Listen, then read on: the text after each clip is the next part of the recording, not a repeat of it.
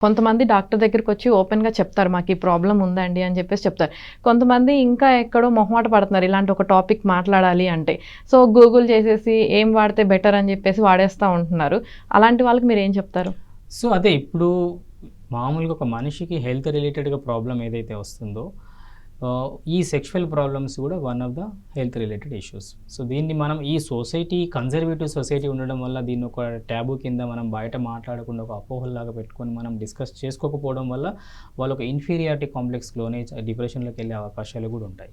So, నిన్ననే ఒక patient చూసాను. ఈ సెక్షువల్ ప్రాబ్లమ్ ఏదో ఉందని, సైజ్ తక్కువగా ఉందని even attempted suicide also. So, ఎవరిని అట్లాంటి సిచ్యుయేషన్‌లో బాధపడుతున్న వాళ్ళు కూడా ఉన్నారు. అలా ఉండాల్సిన అవసరం లేదు. ఈ ఒక మనిషికి ఫీవర్ ఎలా వస్తుందో, కాఫ్, కోల్డ్ ఎలా ఉంటుందో, అలాగే సెక్షువల్ సిస్టమ్ కూడా డిస్‌ఫంక్షన్ జరగొచ్చు. సో, దాటికి కావాల్సిన రెమెడీస్ ఉన్నాయి.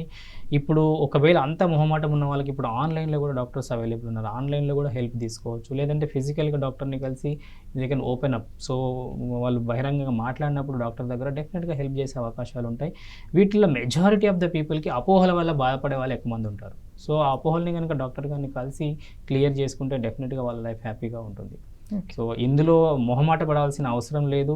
ఏదో ఇన్ఫీరియారిటీకి లోనవ్వాల్సిన అవసరం లేదు. చాలామంది ఈ ప్రాబ్లమ్స్ ఫేస్ చేస్తుంటారు కాబట్టి ప్రాపర్ ప్రొఫెషనల్ హెల్ప్ తీసుకొని వాళ్ళు హెల్తీగా ఉండడం అనేది చాలా ఇంపార్టెంట్. ఓకే. అలాగే మీరు స్టార్టింగ్ చెప్పారు.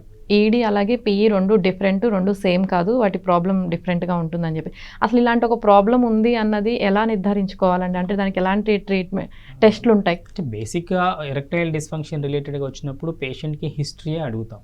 ఇప్పుడు పేషెంట్ నాకు ఇంతకుముందు బాగుందండి, సెక్షువల్ లైఫ్ కంఫర్టబుల్‌గా ఉంది. ఇప్పుడు నాకు అంగస్తంభన జరగట్లేదు.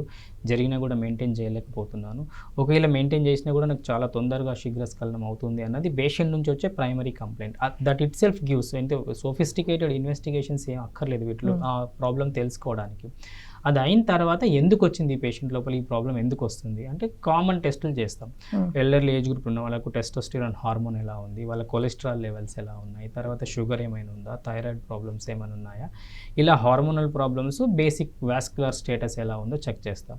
ఇవన్నీ చూసిన తర్వాత వాళ్ళకు బేసిక్ ప్రిస్క్రిప్షన్స్ రాస్తాం, మెడికేషన్స్. అవి వాడిన తర్వాత వాళ్ళు సక్సెస్ఫుల్గా కంఫర్టబుల్గా ఉంటే slowly over a period of time withdraw చేసుకోమని చెప్తాం.